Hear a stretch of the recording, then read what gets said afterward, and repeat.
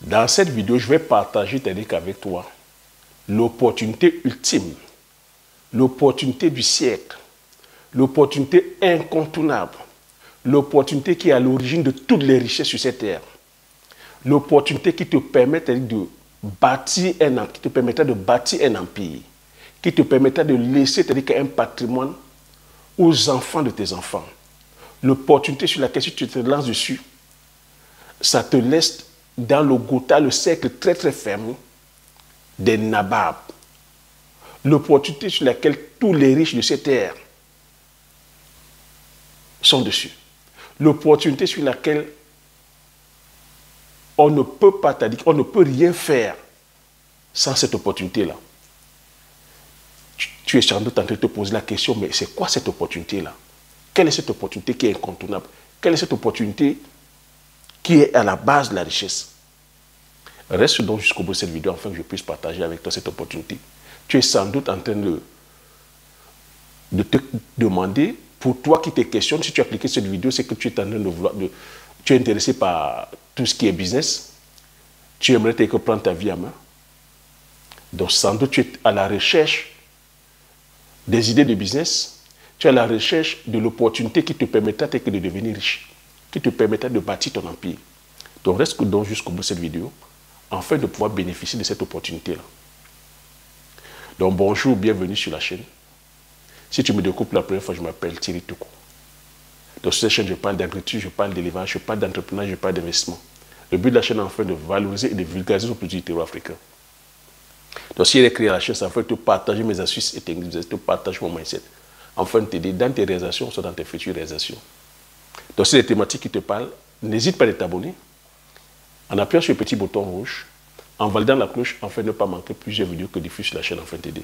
Donc je vais aussi t'inviter ici à jouer ce jeu-là, parce que pour la nouvelle année 2025, j'aimerais qu'on soit, c'est-à-dire quoi, une communauté de personnes qui contribuent, qu'on soit actifs. Donc j'attends de toi, c'est-à-dire voilà, que tu interagis sur les commentaires, que tu commences à poser ton like, que tu commentes, parce que c'est comme ça qu'on pourra justement grandir ensemble. C'est quand je partage la valeur ici, tu ne dois pas être uniquement en sourdine à prendre l'information sans pouvoir commenter. Le but du commentaire ici, c'est de permettre aussi à l'algorithme YouTube de savoir que nous sommes une communauté, nous sommes 60 000. Nous ne sommes pas 60 000 mouches, nous ne sommes pas 60 000 extraterrestres. Donc, il faut interagir, il faut commenter, il faut partager aussi ces expériences afin de pouvoir aider la communauté. Parce que moi, pour 2025, je continue à venir partager parce que je sais que c'est par le partage qu'on pourra tous grandir. Je ne peux pas garder toutes les connaissances que j'ai à moi. Je partage afin de pouvoir contribuer à ma manière. C'est comme ça qu'on peut faire pour pouvoir grandir, pour pouvoir impacter, pour pouvoir faire en sorte que sur le plan économique, sur le plan culturel, sur le plan social, sur le plan politique, sur tous les plans industriels, qu'on puisse grandir, qu'on puisse vraiment impacter. Donc moi, je trouve aberrant que quelqu'un puisse avoir la connaissance et la garde sur soi. Donc ici, c'est le partage, c'est l'amour, c'est... Oui, j'insiste sur le mot amour. Parce que si tu ne t'aimes pas, tu ne peux pas aimer les autres.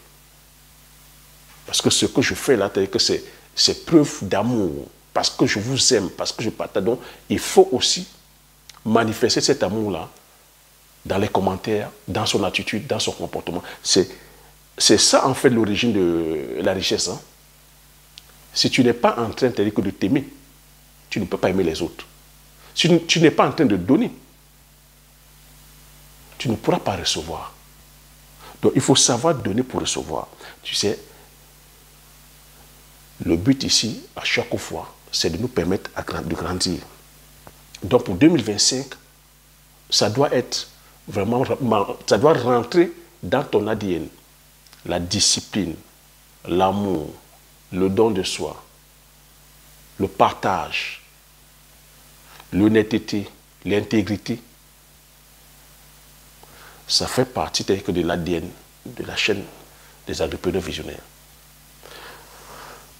Donc, une fois que je dis ça, le point sur lequel, l'opportunité sur laquelle chaque Africain devrait se lancer, ou devrait aller saisir en 2025, c'est la terre. La terre.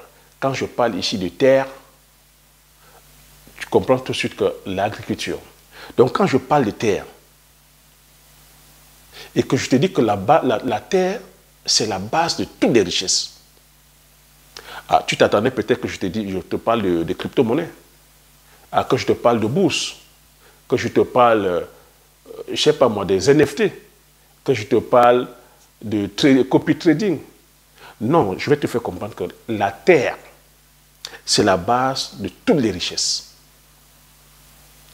Écoute-moi très bien. La terre, c'est la base de toutes les richesses. La terre est à la base de l'agriculture. Sans la terre, on ne serait pas en train de produire. On ne serait pas en train de faire l'agriculture. Et tu sais, l'agriculture ici, c'est la base, c'est-à-dire que de l'humanité. On ne peut pas vivre sans manger. Donc tu vois que si tu veux faire un business aujourd'hui, tu dois plutôt aller vers le business des produits de première nécessité.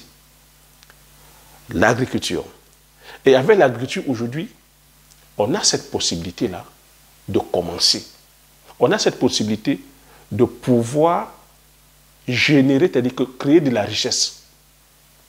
Donc quand je dis que l'agriculture, la terre c'est la base de l'agriculture, la terre c'est la base, c'est-à-dire que c'est grâce à la terre qu'on a l'élevage aussi, c'est grâce à la terre qu'on peut faire de l'immobilier, c'est grâce à la terre qu'on a, c'est-à-dire que des ressources minières, donc on a l'or, le diamant, le pétrole, le gaz, l'uranium, bauxite, coltan, fer, cuivre, émeraude, etc., etc. Et c'est les terres rares, c'est grâce à la terre.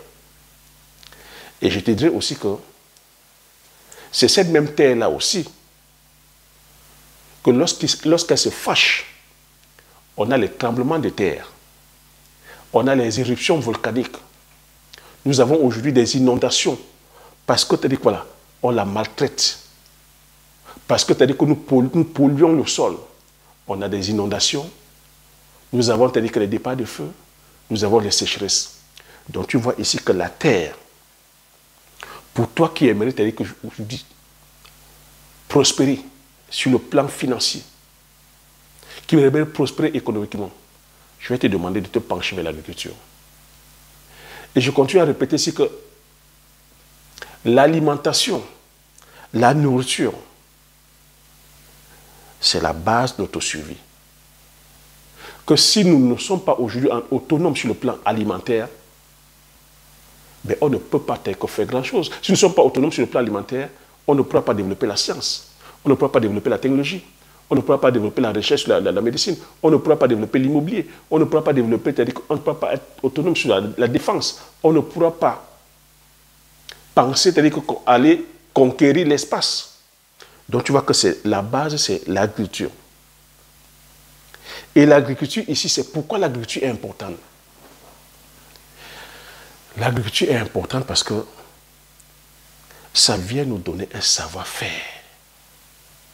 Toi, aujourd'hui, si tu te lances dans le domaine agricole, j'ai partagé ici avec toi depuis 5 ans les multitudes d'opportunités dans le domaine agricole, dans le domaine de l'élevage. J'ai insisté ici qu'on se doit d'aller produire nos produits du terroir, explorer la tautologie, afin de pouvoir être autonome sur le plan alimentaire.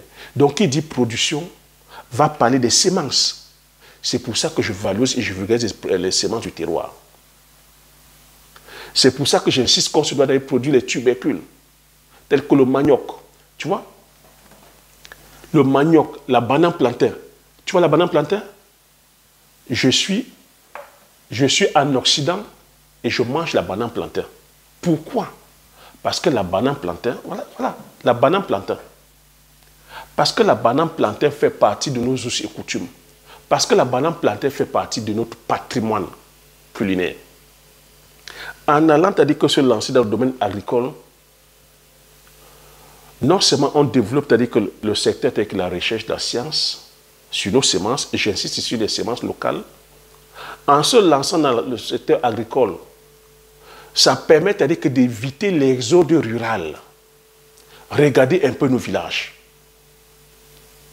Il est aberrant de continuer à dire, en 2025 où nous sommes là, et au XXIe siècle, de dire l'Afrique, que c'est le continent le plus grand.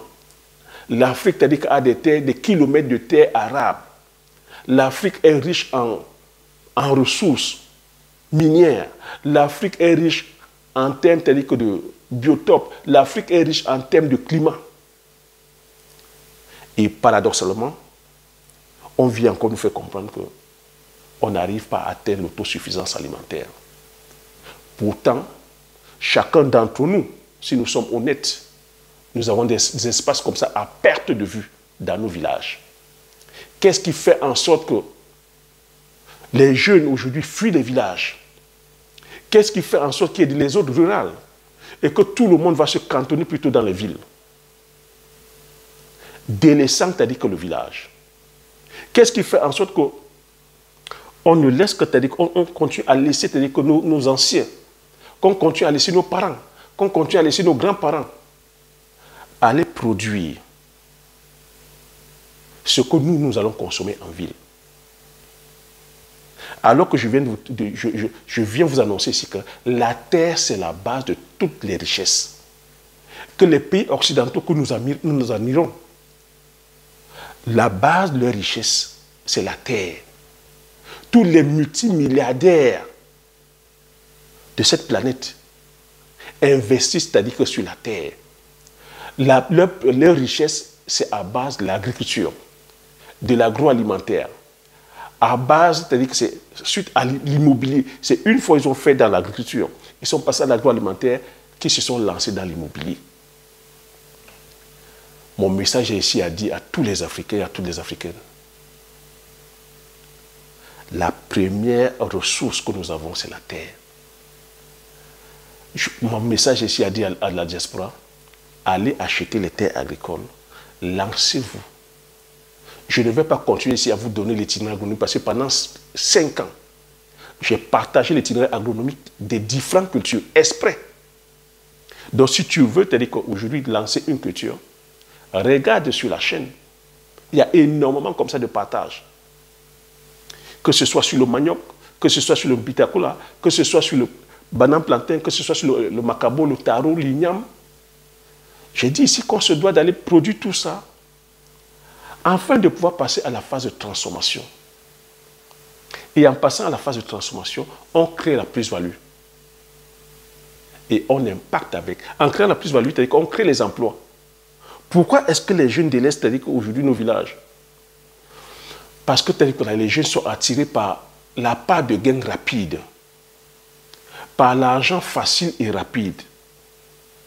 C'est quoi l'origine de tout ça? On se doit de voir les choses en face. L'origine de tout ça aussi, c'est l'avènement des réseaux sociaux. C'est les réseaux sociaux. Qu'est-ce qu'on véhicule sur ces réseaux sociaux? On vous véhicule des richesses rapides, des richesses faciles.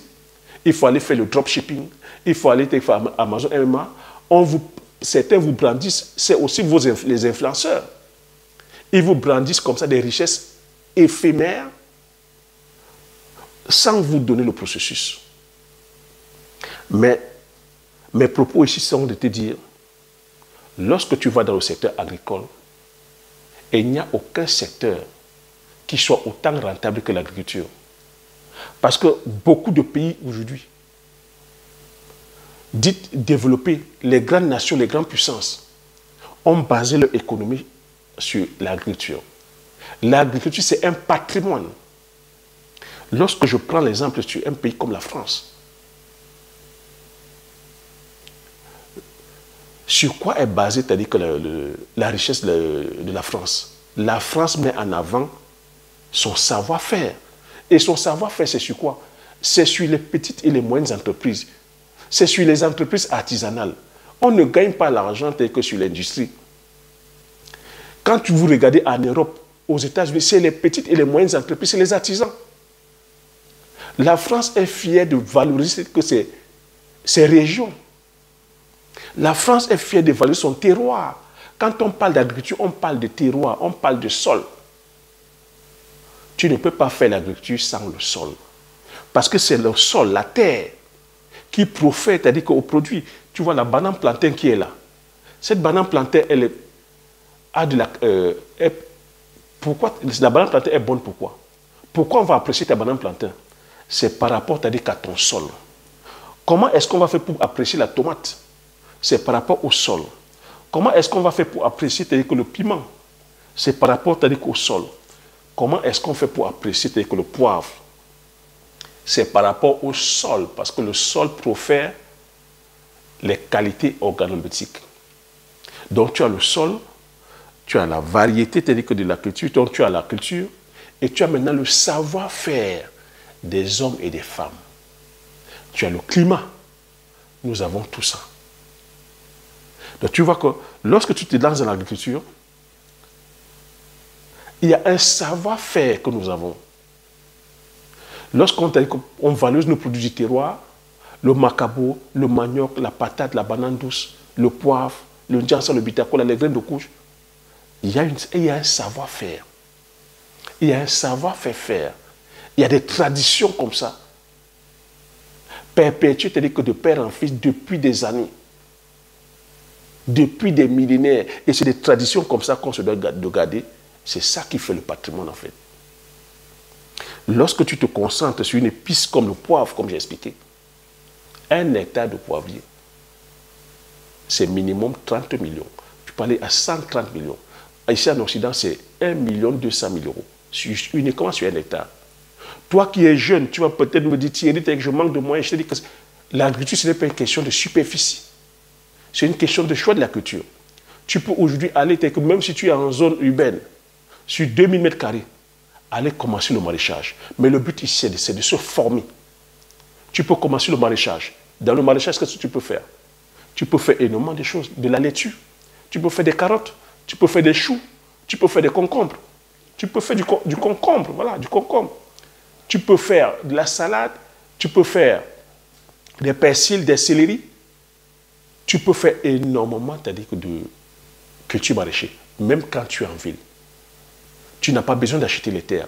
Tu peux aller louer les terres. Tu peux voir les personnes de la diaspora qui ont acheté les 1000 mètres carrés, les 2000 mètres carrés, qui sont là délaissés. Dis que tu te portes garant à surveiller le terrain. Et là-dedans, tu produis. Tu peux aller à l'arrière-pays. Les terres sont là en friche. Tu peux louer de la terre. Tu peux louer un hectare à 50 000 francs.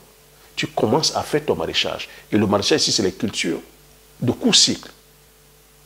Puisque plusieurs sont omnibulés par le gain rapide. Tu vas sur les cultures. Mais cela, ça va te demander de la formation. Il faut se former. Maintenant, l'agriculture aussi, c'est un secteur vers lequel il faut penser vers le long terme. Lorsqu'on veut bâtir un patrimoine, lorsqu'on veut laisser un legs aux enfants de ces enfants, il faut penser au long terme. Il faut penser maintenant aussi au changement climatique. C'est pour cela ici que je voudrais partager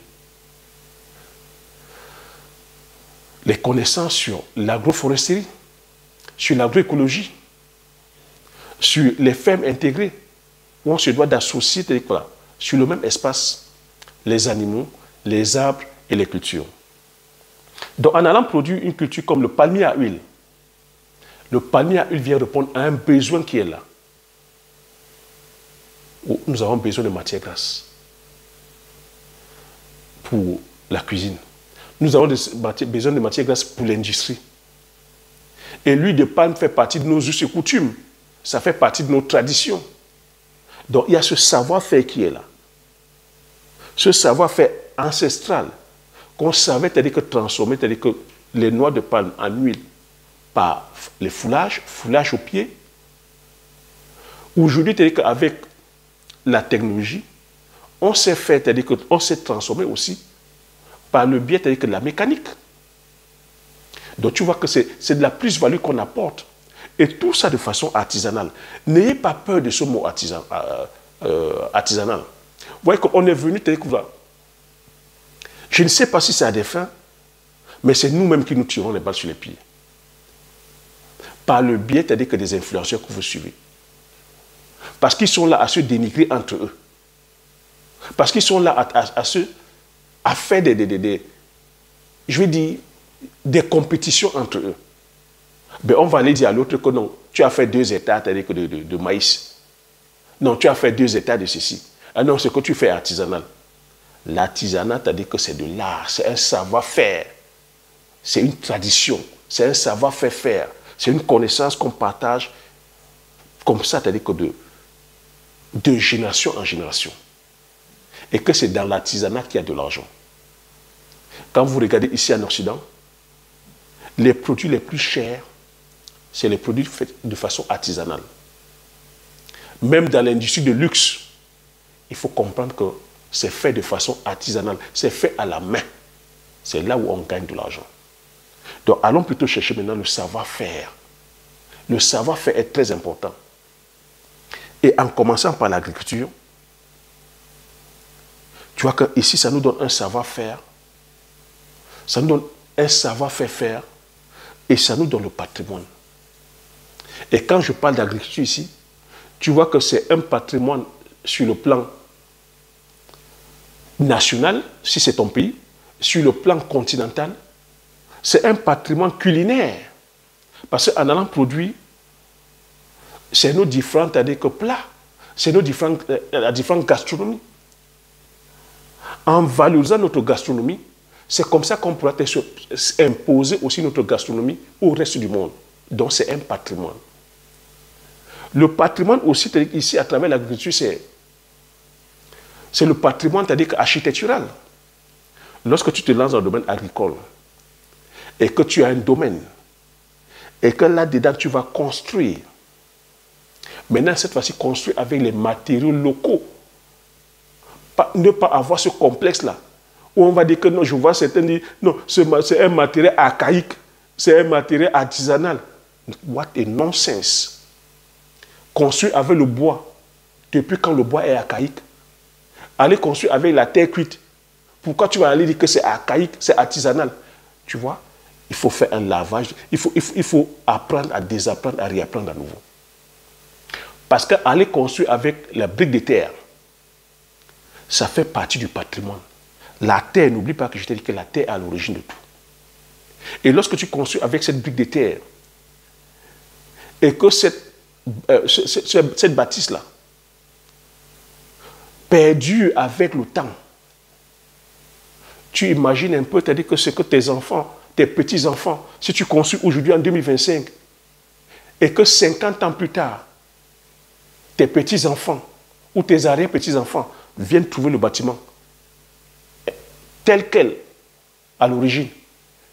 Est-ce que tu vois un peu le partage de ça? C'est ça le patrimoine en fait. Et c'est comme ça que les pays occidentaux ont fait pour se développer. Vous avez des bâtiments aujourd'hui qui datent de plus de 150 ans, de plus de 200 ans, de plus de 400 ans. C'est ça le patrimoine. Lorsque vous faites le tour, c'est-à-dire que dans les domaines, les châteaux aujourd'hui, c'est-à-dire que des vignes, c'est ça le patrimoine. C'est ça qui peut faire en sorte que les gens viennent visiter, c'est-à-dire que leur pays. Donc tu vois, ça c'est grâce à l'agriculture. C'est grâce à la terre. Donc tu vois, la terre ici, c'est-à-dire que c'est au centre de tout. C'est pour ça que je vais te demander de commencer par la terre. Aller c'est-à-dire que vers l'agriculture. Parce que l'agriculture, cette fois-ci, va développer c'est-à-dire que le secteur secondaire, qui est la transformation. En transformant, on crée la plus-value. Mais je suis encore c'est-à-dire enchanté lorsque j'ai suivi le discours du président de la République du Cameroun, donc M. Paul Biya. Si tu n'as pas suivi le discours du président Paul Biya, toi qui es Camerounais, je te demande d'aller revoir son discours, d'aller écouter son discours, de voir son discours. Ce n'est que comme ça que tu peux faire. Toi qui veux investir ou qui veux aller entreprendre, c'est ce discours que tu dois entendre. Parce que si tu vas l'entreprendre, quelles sont les perspectives du pays? Est-ce que tu sais ce que le pays est en train de prévoir en termes de loi, en termes de facilité, en termes de commodité, en termes d'impact immédiat ou en termes de perspectives sur le long terme? Tu vois que le président Paul Biya est revenu sur l'ensemble des choses que nous partageons ici sur la chaîne. Il est resté sur la richesse primaire qui est la terre, en disant qu'il va promouvoir, qu'il va investir massivement sur la production des semences locales. Il va mettre l'accent sur les tubercules. J'en ai parlé ici. J'ai même intitulé indirect que ça sera les tubercules. Nous allons manger les tubercules, sinon on crève. Tout ce que je dis, c'est vérifié. Il a dit qu'il va investir massivement sur la production des semences locales, des tubercules. Il va favoriser la fabrication des farines locales. Il a même déjà impulsé une loi où on va commencer à produire la farine de manioc. Nous sommes ceux ici-là, dans la communauté des agriculteurs visionnaires, qui avons mis l'accent sur la production des tubercules, afin qu'on puisse transformer en farine. La crise ukrainienne est venue démontrer ça ici, que nous étions défaillants. Donc il a mis l'accent dessus. Il a dit qu'il va construire des usines pour la transformation de cacao, d'EVA, de café. Je ne sais pas si tu es en train de voir. Quand il dit qu'il va construire les usines de café, sur le café, le cacao, l'EVA, qu'est-ce qu'il encourage? Il encourage les gens à aller vers la terre, d'aller produire massivement ces cultures-là. C'est pour ça qu'il a incité les producteurs de cacao en mettant le kilo de cacao à 5 000 francs. Et lorsqu'il incite les gens, lorsqu'il dit qu'il va aller mettre l'usine de caoutchouc, de transformation de caoutchouc, est-ce que tu vois la plus-value que ça apporte? Est-ce que tu vois les chaînes de valeur que ça va créer? Les chaînes de valeur. Donc ça veut dire qu'on aura d'ici peu des usines de fabrication de pneus. En termes de packaging en plastique, on ne va plus aller importer le plastique en Asie. Ça veut dire que c'est des chaînes de valeur énormes. Et ces chaînes de valeur-là, tenez-vous tranquille, c'est les artisans que ça va bénéficier aux artisans. Ça va bénéficier aux artisans. Parce que la grosse industrie qui sera là va déléguer des tâches aux artisans. Parce que ce n'est que comme ça qu'on peut bâtir une économie. L'économie, c'est-à-dire que se bâtit par les petites et moyennes entreprises et les entreprises familiales. Donc, ce sont les opportunités. Il a dit qu'il allait créer, il allait transformer, c'est-à-dire que du fer. Le fer, il allait transformer, c'est-à-dire que l'aluminium, donc on aura des tôles en aluminium. Il allait créer, c'est-à-dire qu'au secteur des mines, quand je te dis que fer, certes, c'est le secteur de la mine, hein, il allait faire aussi, c'est-à-dire que créer une carrière, une usine de fabrication de carreaux qui allait employer que 2500 personnes en emploi direct. Imagine maintenant les emplois indirects. Et les emplois indirects, ça va être des artisans. Les artisans. Donc, voilà, lorsque tu veux aller entreprendre, c'est des informations comme ça que tu dois prendre. Mais nous n'allons pas écouter ça. On va mettre les émotions. Tu vas commencer à dire que, ah non, il est au gouvernement, il est déjà au pouvoir depuis plus de 42 ans. Mais, à contrario, le Chinois, lui, c'est ce qu'il va écouter. L'Occidental, c'est ce qu'il va écouter. Et il ira investir sur ces pans-là. Il ira entreprendre sur ces pans. Mais nous, par ignorance, comme nous sommes toujours à fleur de peau, on est toujours, c'est-à-dire que dans le suivisme, on met les émotions partout. Comme on ne s'aime même pas déjà. Je vais vous dire ça, on ne s'aime pas. On se déteste entre nous. Et je mets l'accent sur les Camerounais. Je mets l'accent sur les Camerounais. On ne s'aime pas. On se déteste entre nous. On va mettre le tribalisme là où il ne faut pas. Voilà des informations comme ça. Et les Occidentaux vont saisir ça. Et on sera étonné que c'est les Libanais qui sont en train de créer des usines. On sera étonné que c'est les Chinois. On sera étonné que c'est les Asiatiques. On sera étonné que ce soit que les Turcs. Alors que voilà un projet. Lorsqu'il vient faire une usine de carreaux, c'est pour pouvoir faire en sorte que derrière, ça bénéficie aux artisans camerounais. Ça bénéficie aux Africains. Et demain, lorsque tu vas vouloir aller faire l'immobilier, tu ne vas plus aller importer les tôles. Tu ne vas plus aller importer les carreaux. Il a dit aussi, ah oui, qu'il allait mettre une usine, une grande usine, 2 grandes usines de transformation de bois. Il est aberrant aujourd'hui que lorsqu'on va aller faire dans l'immobilier, qu'on se retrouve en train d'aller acheter les meubles à l'extérieur, alors que nous avons les meilleurs bois de qualité, alors que ce sont des bois qui sortent dans nos différents pays, qui vont aller être transformés ailleurs, et tu seras fier de dire, j'ai acheté mon canapé à Dubaï, j'ai acheté mon canapé en Chine, j'ai acheté mon canapé en Europe, j'ai acheté ma table à ceci, j'ai acheté... Il faudrait que ce complexe sorte. Parce que lorsque tu le fais, tu n'encourages pas les artisans locaux. Ça détruit le tissu économique local. Donc tu vois que ça, c'est un mindset qu'on se doit d'avoir. Et pour avoir ce mindset-là, il faudra être patriote. Il faudra être patriote. Il faudra aimer son pays. Il faudra dire qu'on s'aime assez. Il faudrait qu'il y ait de l'amour réel entre nous. Il faudrait botter out le tribalisme. Il faudrait que les personnes comme ça, les personnes, les autorités que vous respectez, les sportifs, les artistes, lorsqu'ils sont là à déconner, il faut les faire comprendre qu'ils n'ont pas leur place. Tous ces artistes qui sont là à faire la promotion du tribalisme, quand on a un artiste qui est écouté par tous, qui est là à valoriser, c'est-à-dire qu'une tribu, au détriment des autres, vous pensez qu'on va où?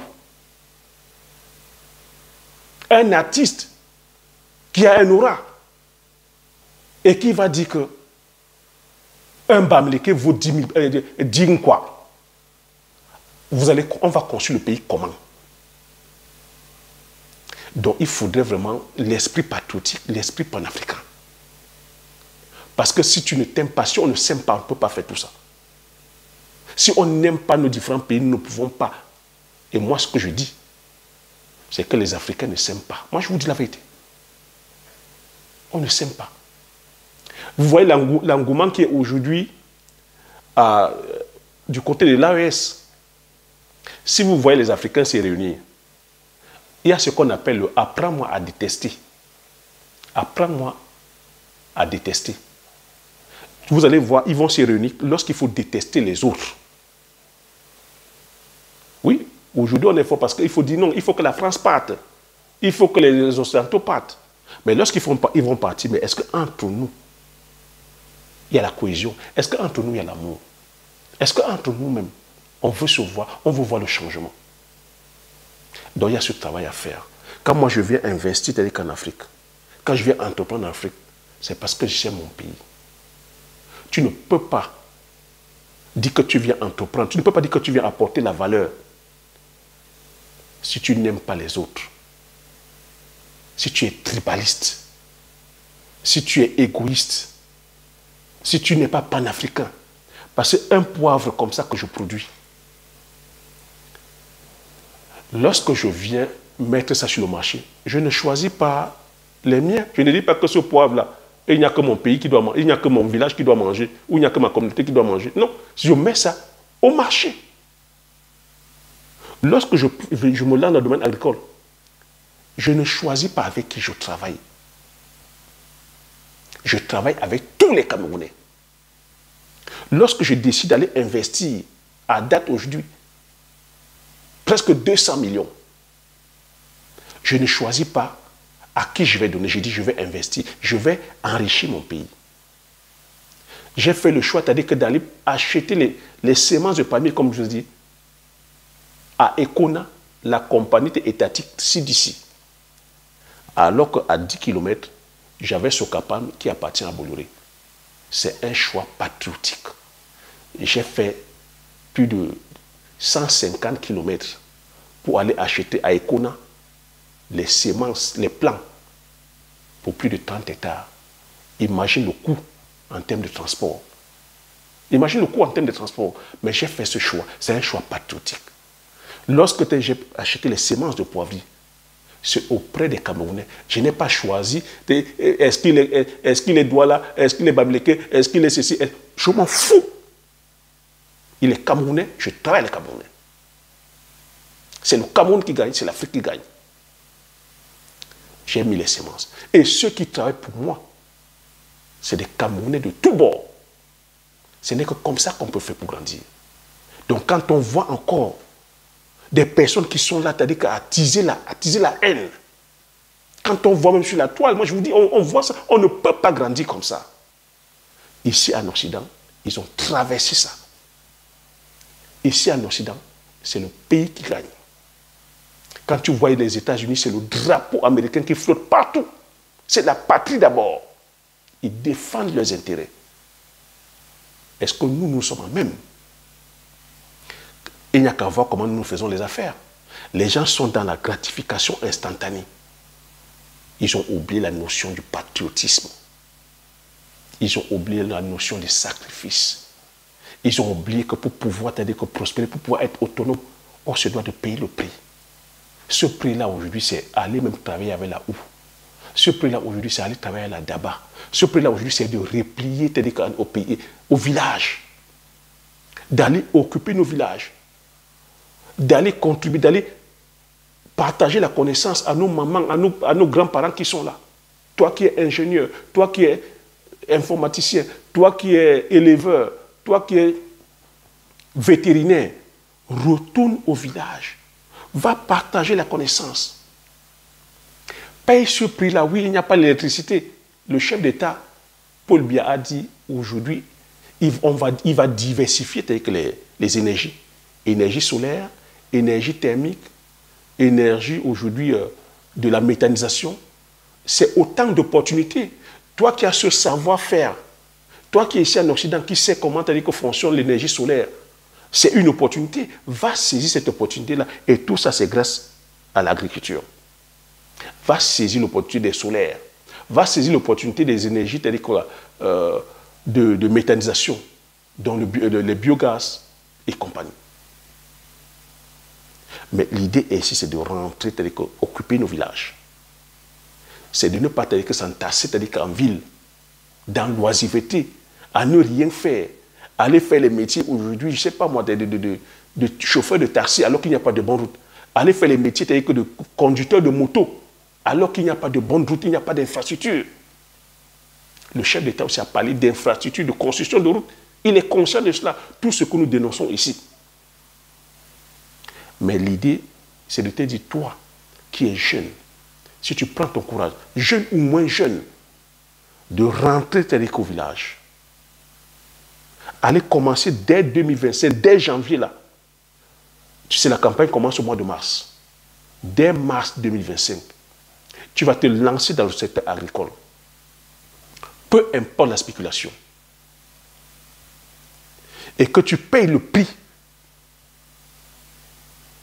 de l'engagement, du focus, de la concentration, sans être attiré par le bruit, la lumière que la ville te miroite, tu viendras témoigner ici à la fin de l'année 2025. Tu viendras témoigner même, tout dépend de la spéculation que tu vas prendre. Si c'est des cultures de court cycle de 3 mois, tu viendras témoigner ici dans 4 mois ou 5 mois. Mais cela, ça va demander que tu sois assez courageux. Je ne vais pas te cacher. Oui, courageux. Parce que ça ne va pas être facile. Il y aura des contraintes. Les contraintes que je partage ici.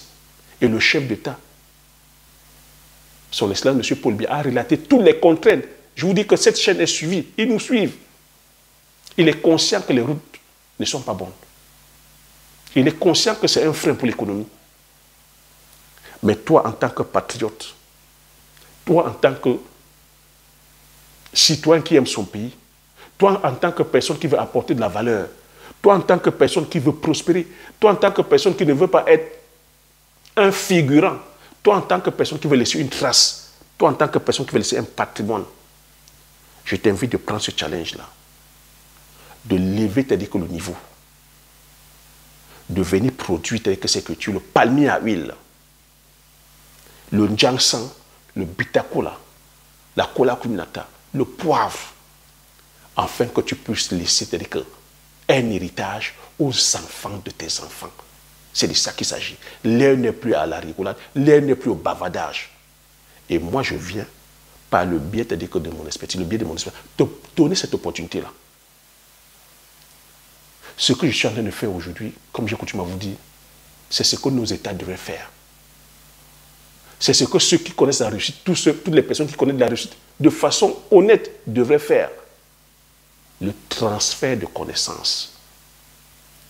Le transfert de connaissances. Si les Occidentaux sont riches, c'est parce qu'ils partagent l'expertise par le biais des livres, par le biais de la transmission comme ça de père en fils. Vous voyez, ici en Occident, vous avez des générations d'agriculteurs, des générations d'éleveurs. Quelqu'un va te dire, je fais partie de la 5e génération, je fais partie de la 6e génération, parce que la connaissance, le savoir, les traditions se transmettent de génération en génération. Et c'est ça qui fait le patrimoine. Moi, c'est ce travail que j'ai pris. J'ai dit, je viens partager avec vous. Je viens partager avec vous les produits du terroir. Personne ne m'a demandé de le faire. Mais c'est un devoir citoyen. C'est ce qu'on se doit de faire. Si on veut t'aider justement, créer de la richesse. Donc pour cela, je continue à te répéter, si tu veux t'aider qu'à être formé, parce que la base de tout, c'est la formation. La base de tout, c'est la connaissance. Tout ce que je partage avec toi ici, ça ne vient pas, je ne sais pas moi, que je n'ai pas bu un café et puis c'est venu. C'est la connaissance. Le départ de tout, c'est la connaissance. Maintenant, couplé de courage, parce que je peux te partager tout ça. Si tu ne passes pas à l'action, il n'y aura pas de changement. Si tu ne passes pas à l'action, il n'y aura pas de résultat. C'est le passage à l'action. Et derrière cette action, c'est la discipline que tu as appliquée. Quand je dis discipline ici, le travail, la détermination, à quel point veux-tu voir tes décors? Veux-tu prospérer? À quel point veux-tu voir ton pays tel que changer? À quel point veux-tu lutter contre la famine? À quel point veux-tu voir ton pays sortir du sous-développement? À quel point? Si le retard que nos différents pays accusent ne te dérange pas, ne te gêne pas, tu ne pourras pas le faire. Si la pauvreté que vit ta famille, si la pauvreté que toi-même tu es en train de vivre, si la pauvreté que ton pays vit ne te dérange pas, tu ne pourras pas le faire. Je te dis, mais moi, ça me dérange. Mais le problème, c'est que certains sont habitués. Beaucoup sont habitués à cette pauvreté-là. Ah, le pays va mal, le pays est pauvre, on va faire comment? Ah, c'est-à-dire que nous sommes nous pauvres, nous qui sommes nés pauvres, on va faire comment? Ah, le continent, l'Afrique, c'est un continent qui est pauvre, on va faire comment? On laisse tout entre les mains de Dieu. Tout ce que Dieu fait est bon. Les gens se sont accommodés à la misère, à la pauvreté. Non. Ça doit nous déranger. Moi, ça me picote quand je suis assis, ça me pique à chaque fois. C'est pour ça que je suis là à chaque fois à partager. C'est pour ça que je suis parti de l'Afrique pour venir voir ici en Occident comment ça se passe. C'est pour ça que je continue à être dans cette quête-là. Dans cette quête de réussite, dans cette quête d'excellence, dans cette quête d'impacter. Oui, parce que le succès ou la réussite, ce n'est pas une destination. Donc moi, ça me met mal à l'aise quand je vois des gens sur le confort. Quand je vois des gens, parce qu'on arrive en Occident, je parle ici à la diaspora. Par le biais des crédits, tu as pu aménager, tu as pu avoir un canapé. Par le biais des crédits, tu as pu avoir une maison. Par le biais des crédits, tu as pu avoir une voiture. Tu penses que tu es arrivé? Tu penses que tu es arrivé? Quand tu fais donc ça, quelle est l'économie que tu enrichis? J'ai dit pour 2025, je ne vais pas vous lâcher, les gars. Je vais continuer à vous mettre mal à l'aise. Mal à l'aise. Je vais vous mettre très mal à l'aise. Parce que moi, je suis mal à l'aise. Je suis très mal à l'aise. Quand vous allez prendre les vacances pour aller au pays, vous allez rester en ville. Vous allez rester dans un Airbnb que la diaspora a construit. À quel moment il y a le décalage? Vous allez aller dans les Airbnb, dans le confort. Vous quittez le confort ici que les Occidentaux ont fait, où vous n'avez rien fait. Vous allez maintenant aller retrouver chercher le confort encore en ville. Et dans cette optique, vous voulez faire l'agriculture. À quel moment t'as-dit que vous allez sortir de ce confort-là pour aller maintenant dans l'arrière-pays, au village, là où il n'y a pas de bonnes routes? Dans certains de vos villages, même les voitures n'arrivent pas.